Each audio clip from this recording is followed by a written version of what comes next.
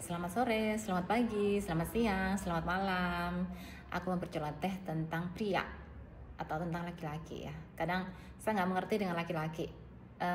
Mungkin ya kalau laki yang baik itu masih mudah dipahami ya. Yang sudah dipahami itu kalau laki-laki itu menyimpan banyak misteri dan berbohong. Itu sulit sekali.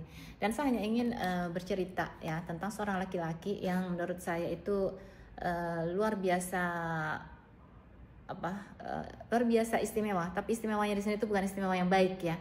Luar biasanya itu sepanjang hidupnya itu perilakunya itu memang sudah sangat-sangat tidak baik dan sering gonta-ganti lonte ya kan, sering sudah punya istri tapi masih ke kanan ke kiri cari lonte-lonte di luar ya kan, dan juga berbohong sana berbohong sini, bahkan istrinya pun juga dibohongi ya. Istrinya yang mungkin orang baik-baik dan tidak mengerti apa-apa pun akhirnya terlibat dengan urusan sang suami yang memang bukan laki-laki yang baik ya, yang selalu bikin onar dengan para wanita ya. Kemudian dia juga sering tidur dengan istri-istri orang. Dan yang paling sangat mengejutkan bagi saya ketika saya mendengar bahwa orang ini menghamili seorang istri orang. Jadi laki-laki ini, si bejat ini menghamili istri orang yang notabene istri orang ini sudah beranak 4. Ya gimana ya, kok sepertinya memang udah parah sekali perilaku laki-laki yang seperti ini.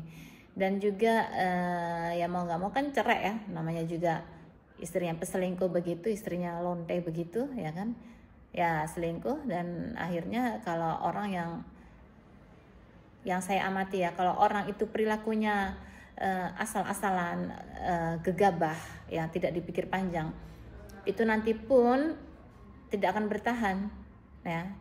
Dan itu memang sering kejadian. Jadi kalau tindakan kita hendaknya kita pikirkan secara matang dan secara mendalam ya, karena itu efeknya besar sekali ke depan. Dan akhirnya ya, kalau namanya orang perilakunya asal-asalan ya, tanpa pikir panjang, serabutan, akhirnya ya hidup bareng ya nggak akan lama ya kan, bisa lagi dan ancur-ancuran, bangkrut, akhirnya nggak punya uang jadi menggelandang ya kan, tak punya tempat tinggal. Ya gimana ya, itu sebetulnya kesalahan pria bejat itu sendiri ya, karena sudah dikasih oleh Tuhan atau oleh kehidupan seorang istri yang baik, cantik dan pintar ya, tapi memilih kehidupan yang lonte-lonte. Ya silakan saja kalau misalnya dia memilih kehidupan seperti itu.